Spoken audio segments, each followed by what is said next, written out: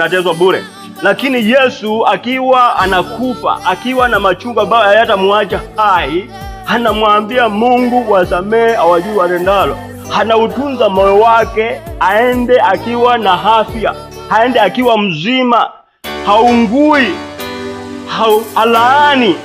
Na waambii mtajua ya kwamba mimi nilikuwa mwana wa Mungu, lakini moyo wake ungali una amani hata kama ameweza kuuawa bure.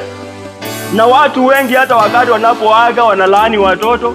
Watu wengi wanapokuwa katika vitanda vya maumivu wanaongea mambo mengi ya laana na uchungu, ama wanavinyika na kufa akiwa amevinyika, amehuzunika. Lakini inafaa watu wao wa kuachilia watu wengine kama vile Yesu alivyoachilia watu. Ukitezwa bure usiumie sana, achilia na ufurahia ya kwamba umetezwa bure, hakuna kosa umefanya.